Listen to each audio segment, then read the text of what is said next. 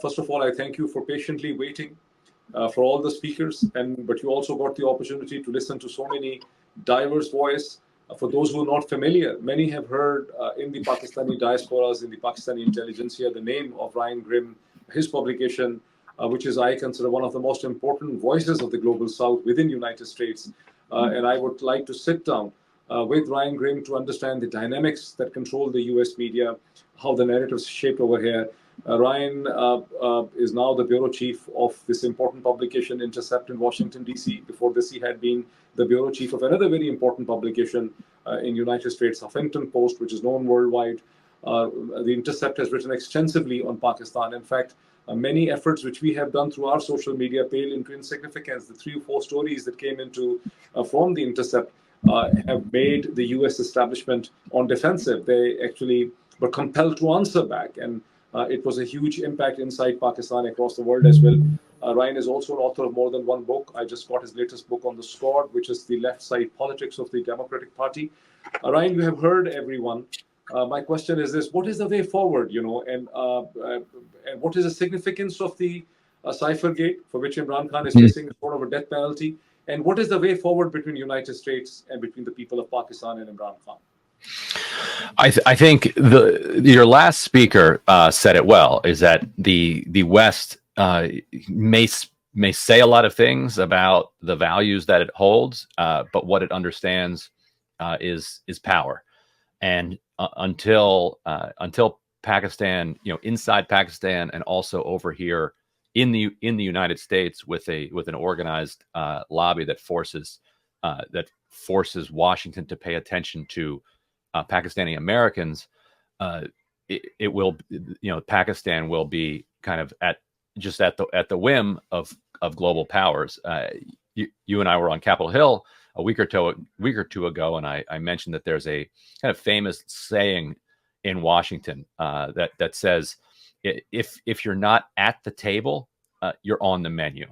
And right now, Pakistan, when it comes to global affairs and also in Washington, is on the menu. And we talked yesterday about the way that democracy represents such a kind of significant threat, both to domestic elites and also to people, also to other countries around the world that want to manipulate the internal politics of a country, and for their own interests. There was a paper that came out recently, drawing a direct connection between Pakistan's anemic economic growth over the last many decades and Pakistan's lack of democracy, because people in Pakistan have so little power. They're not able to kind of force elites to reckon with their own failures. When elites are able to go unchecked, essentially what they do is they just extract wealth from the public and subsidize their own kind of captured monopolistic companies, which are run counter to the innovation that any economy needs to grow. But it is really, and a lot of people understand that phenomenon, but what they don't understand is the connection to democracy. It is empowering regular people that allows you to create that kind of dynamic, functional, vibrant society. And without it, you get kind of what you have now. Similarly, without a kind of democratic will, able to kind of express itself in the country, countries like the United States are then, it becomes just so much easier for them to just push people around as they did, in March 2022. So, but what is the way forward? What would you suggest? Because we expect some. Yeah, you're a Washington insider, and not only with Intercept, with Huffington Post, a publication I've been reading and reviewing for the past more than 10 years. How would you suggest? I mean, what is the way forward for us? So, what the way forward is in Pakistan itself, I will leave to all the rest of your speakers and to everyone in Pakistan, and I hope that they have a genuine opportunity to set the way forward. What I can speak to, with some experience is what works here in Washington, D.C.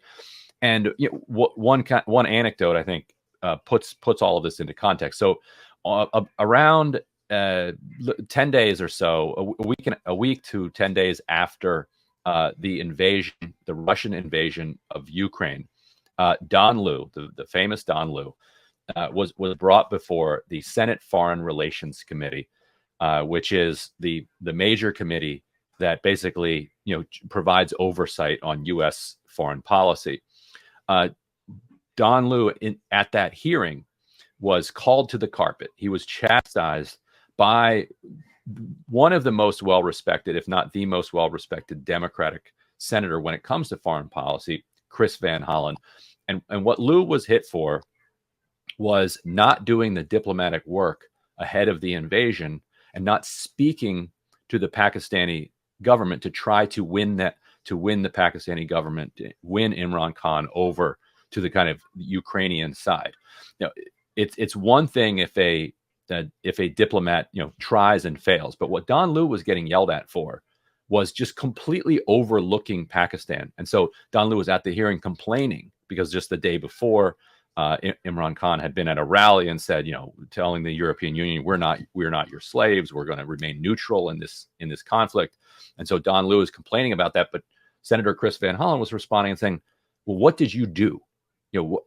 This is also your responsibility. You need to be in dialogue with these countries. And so he was publicly humiliated. It was only then a couple days later that he had his famous / infamous meeting with Ambassador Assad Khan, in which he told Khan that all would be forgiven if Imran Khan is ousted in a vote of no confidence. What you can see in that anecdote is that this fairly mid-level diplomat, after he was called to the carpet, after he was yelled at by the United States Senate, felt like he had the ability, he had the power to take out that beating on the Pakistani ambassador. And what that shows is that he did not have any fear that there would be a push back in the other direction. I've spoken to a lot of State Department officials who have worked on the question of Israel-Palestine for many decades. They know that they are on a very, very tight leash. And they are aware that if they push too hard against an Israeli suggestion, that Ron Dermer in particular, but other high-level Israeli officials can just pick up the phone and call the Secretary of State and say so-and-so is getting a little bit too aggressive. You need to rein them in. You need to check them, and that can be career-ending for a diplomat. You did not have any fear from Don Liu in that meeting that what he was saying could remotely cause him problems in his career down the road. And as you've seen, it did not cause him any problems. And so I think the Pakistani American community needs to develop the kind of power in Washington that at least would make somebody like Don Liu think in the back of his mind, if I do this, on the one hand, there's this force, on the other hand, there's this power center. And so I need to balance that. So Ryan, it's so interesting, and for many other people who are not familiar with this, you have actually brought the real thing, that how Donald Liu and his team were simply not cognizant of the fact that they needed to approach the government of the Prime Minister Imran Khan, and they never approached him before this. So they failed in their professional responsibility. Now, adding to this, I can share with you that before Imran Khan as Prime Minister went on to Russia, he invited a large meeting in Islamabad. He always used to do this. He was a man of public input. Mm-hmm. And in the meeting, he called all the ex-ambassadors who had served in Russia. And this meeting was just one day before he took off. He took off in the evening, I think on 23rd or something, for Moscow. And on 22nd or in the same morning, there was a meeting. Then in the morning, on the day in which he left for Russia, one day before, he had a meeting, and he called all the ex-ambassadors of Pakistan that has served in Moscow, mm-hmm. and all the ex-foreign secretaries, including the current foreign secretary. At that time, it was Mr. Suhail Mahmood. He had called several other people, and there were so many other people. And there were 3 journalists. I was one of them. I think Imtiaz Gul was the other. And one single question he kept on the table for everyone was this. He said, "Look, gentlemen, we had strained relationship with Russia.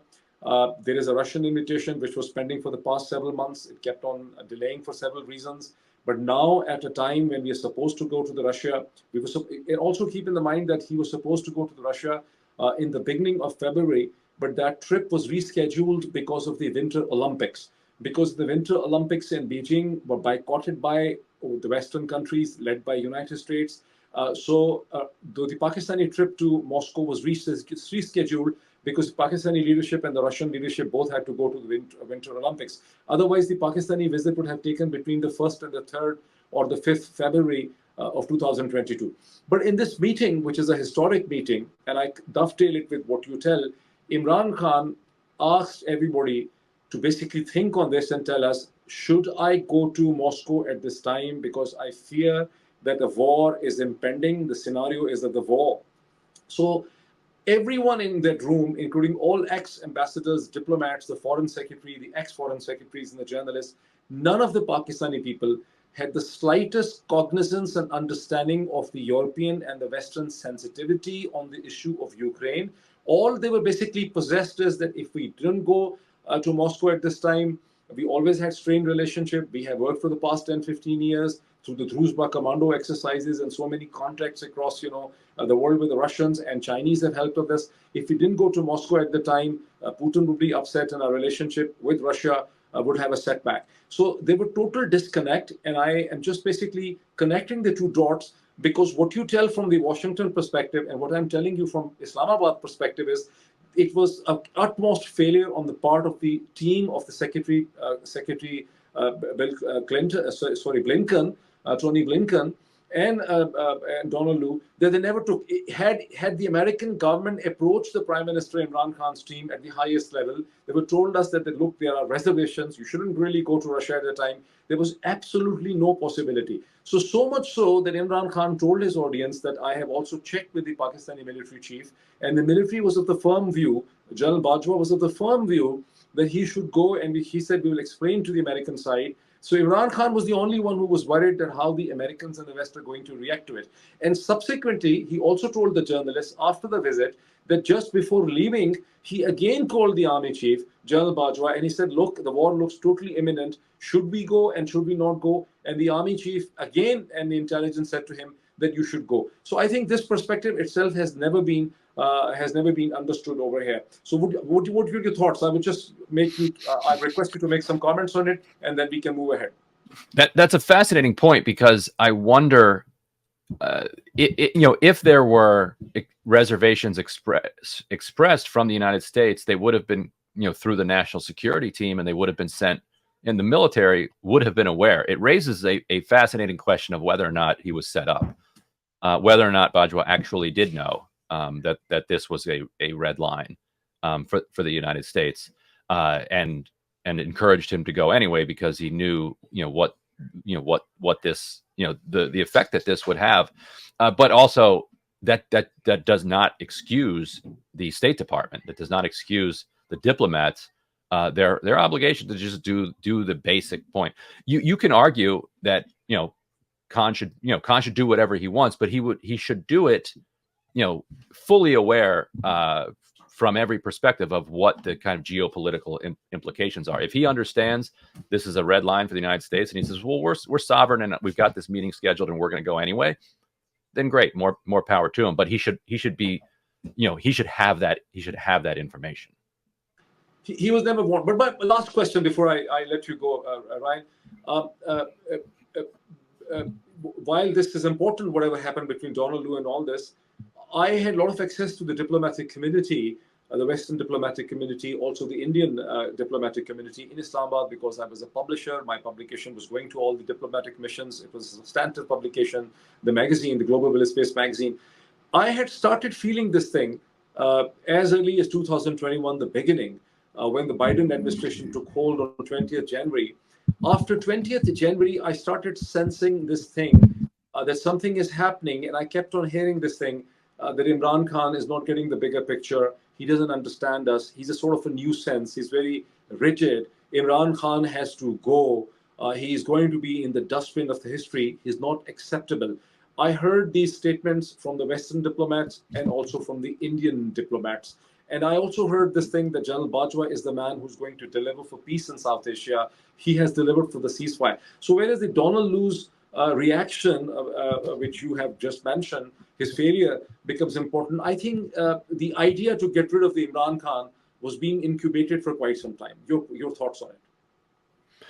That's that lines up with everything that we've learned about the situation, and so no, I think all of that fits with our understanding of it, and it fits with what we were talking about earlier. That the United States' priority by that point was